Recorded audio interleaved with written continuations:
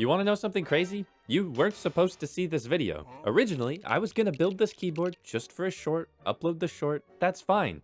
And then I actually built it. Because oftentimes, keyboards are really good, but just not exciting enough to make a full video about it. But as I dug deeper with the Glitter 65, I thought, oh dang, the people need to know. So in this video, I'm gonna be building a very unique 65% keyboard that I think could be perfect for anyone that has the money. Now, in order to do this, I'll be using some very silly switches and some GMK keycaps. But then that's not all, because this keyboard has some very interesting features like this light bar, and wait, where's the plate? And is that an SD card slot? Not to mention it sounds like heaven. Now, full disclosure, Moetech paid me to make a short on their keyboard. However, I am making this video instead. When I work at the keyboard brand, they can't tell me what to say, they can't review my video before uploading, and all of my thoughts are my own. However, in this case, they did give me some discounts and coupon codes that I'll have linked in the description. For this one, I took less of a commission in order to give y'all more of a discount. Now, you might be wondering, Hipyo, why are you fondling a bag that says CNC Magic? Well, this bag actually comes with the Ultra version of the keyboard for free, or you could buy it for $50 separately. Now, personally, I think this bag is maybe worth like 15 to 20 bucks, but hey, if it comes with your keyboard for free, then that's pretty good. But before we get into the keyboard build, you're probably wondering how much is the keyboard? And that's where it gets a little bit crazy, because this thing is by no means budget and isn't trying to be. Now, in this video, I'm building the Glitter 65 R2, which is an in-stock keyboard that starts at $199.99. However, they also have an R1 version, which they gave me a 20% off coupon code for, which gets it down to 135 bucks. But it does look a little bit uglier. Now you're probably thinking, Hipyo, $199 for a bare bones keyboard? That's obscenely overpriced. It doesn't even come with keycaps or switches or anything like that. Because yeah, this is a bare bones keyboard that doesn't come with keycaps or switches, so all of that you're gonna have to buy separately. But it does come with this random metal rod. Now, you might also be wondering, but Hipyo, there's a pro version that's $159.99. That's so much cheaper. Well, it's also only solder. So for a lot of you, especially you getting into keyboards, that is not even an option you could consider. Now, you might also be wondering, Hipyo, why are you showing us the PCB instead of like the actual case for the keyboard? And that's because the construction here is so wildly interesting. Like, there's some foam, that's neat. But what are all those slots at the top? And why does it have hot swap sockets and solder sockets? Now, to me, I'd rather have RGBs than the option to solder a PCB. But the fact that it's there is pretty nice. And don't think I didn't forget about the fact that 199 bucks is probably overpriced, because I will be getting into that more later. This board does come with a little accessories package and a bunch of NFTs, I mean stickers, those are stickers. And for some reason, it has a picture of stabilizers, but no stabilizers included in the box. That's something that I'd really like to see, because stabilizers are expensive. I think especially if you're buying a premium keyboard, I want to see more accessories. A ruler is really cool, but not useful. It also gives you this little silicone plate, which I'll explain why it might be necessary later. Now, all of that being said, because this keyboard is bare bones, I have to get my stabilizers myself. And I recently discovered this new way of lubing these TX stabilizers in their foam by just shoving a glob of lube in there. It's kind of genius, and it worked really well. You'll see later in the sound test. Now, if you're totally new to keyboards, you probably have no idea what's going on, but those are stabilizers and they make it so your big keys don't rattle. You just put them into the PCB. You lubricate them so they sound and feel very nice. Just like me, I guess. Now, the reason why I saved the case for later in the video is because of how interesting it is. It's like a single CNC design with multiple cutouts and, oh, that's a bit pingy. We're gonna have to test that later. Now, Moetech calls this CNC Magic. Maybe it is magic. I asked them to show me their factory and how it works, and they wouldn't. They said it's proprietary, so I guess maybe that is magic. But I'm also struggling to figure out how to maybe build this thing, so I'm gonna have to look at their manual. Now, the R2 of this board comes in 5 colors, and I have the milky white version, which does look absolutely stellar. But nowadays, you can buy fully built keyboards that are aluminum, and they come with keycaps and switches and the feet pre-installed. So why in the world would you spend $200 on just a case? And that comes down to aesthetics, build quality, and I guess because you can. Now, if you're on a budget, this thing is not worth it whatsoever. However, if you want to have an SD card slot in your keyboard, or you want this very unique slide-in design, which does make the keyboard way harder to modify, especially when you compare it to the new ball catch enclosures that you just pop in and out, then this one might be interesting. You're also probably wondering, Hipyo, where's the plate for the keyboard?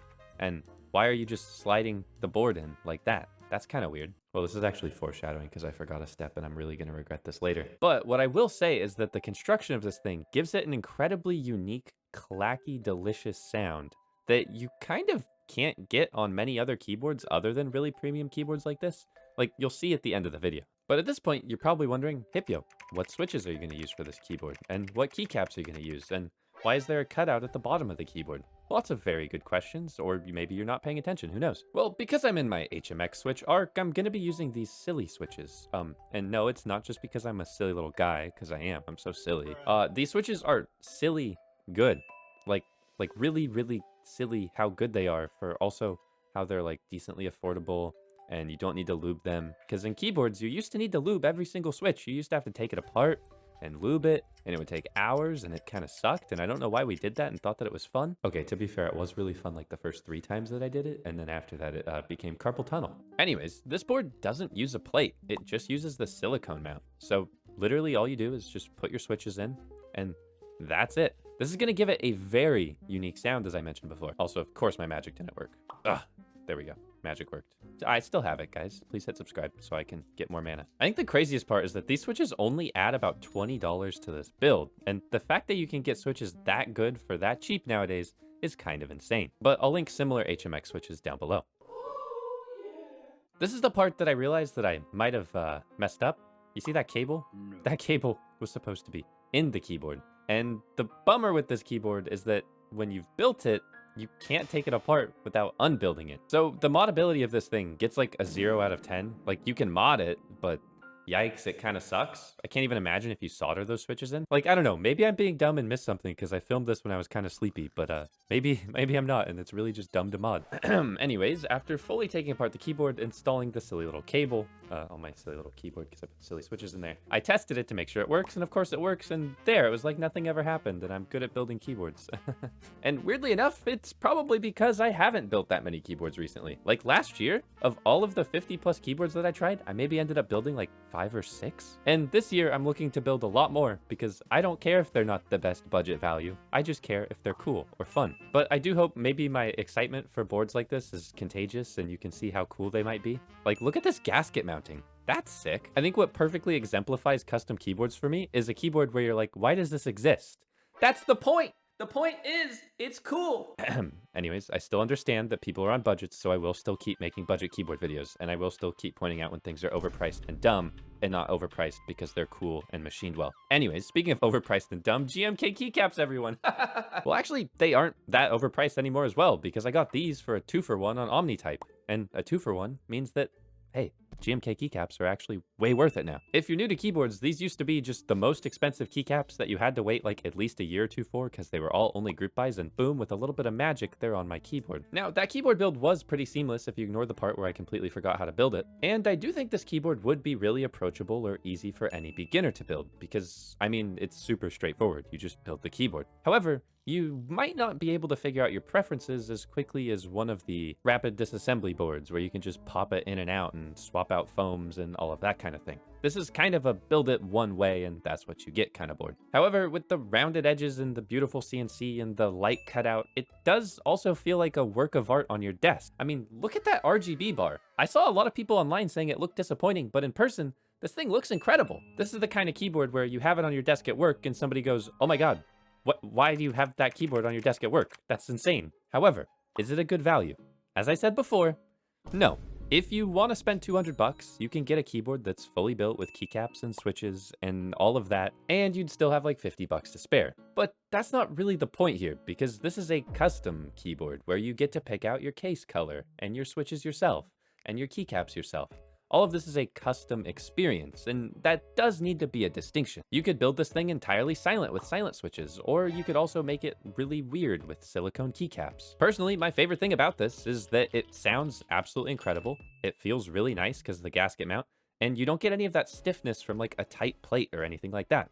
Also, I can use it to import this footage from this video. And that's what I did. I did import my footage using my SD card. That was really fun. Also, I guess to their credit, it does come with this nice satchel carrying case bag, which you could use for not this keyboard. Some people might find that like a really valuable, cool, neat thing. Personally, I think it's a bit of a gimmick, but I don't know. What do you guys think? If your keyboard comes with a backpack, does that make it way more worth buying the keyboard to you? Speaking of buying things, I'm releasing this desk mat soon. It might be out, Hipyo.co.